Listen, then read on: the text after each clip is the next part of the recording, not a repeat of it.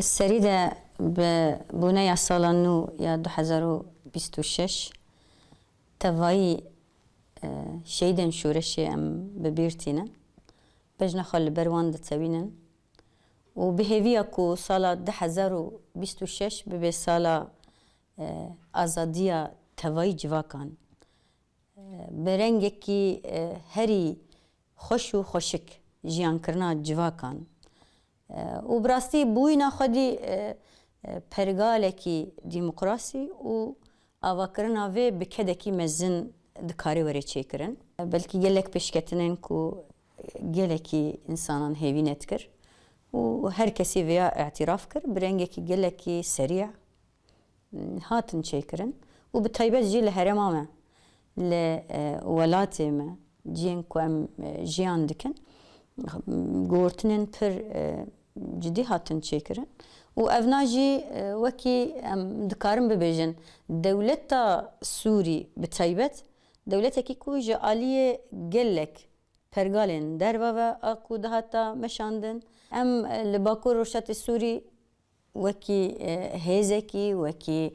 پرگالکی یا مشاندنا کاری خوی اداری سیاسی عالی استراتژی ده استراتژیان خوین سر دموکراسی آوا بوی دموکراسی جواکی مشاندنا جواکی اکو آوا بوی لور بلکی yani em karım bejin 10 sal zedetir 12 sal zedetir ku em pergaleki cuda jiyan dikin raste yani luan deran idi bu şere rasti qasedi YPG الهمبر يعني فان مجموعين تشتا جروبين تشتا يكو برحم إريشي يعني هرمن من كمج داعش رزقار كربون ده في بانجي ده أساس أسكارم بيجم بانجي كي إيكو درماني الهمبر شران سكناندني وبراستيجي tam du wextê xwe de ji ber ku pêvajiyekî ku hevdû kuştin hevdû tinekirin xwestekê desthilatdariyekî ê li ser hemû nirxên ku civakan ava kiriye ê ku şoreşan ava kiriye pêvajiyekî bi vî awayî bû ji aliyê yani pergala kunûka dihata rêxistinkirin de peymanekî pir dicî de bû û bersiva banga rêber apû yani em karin vêya bêjin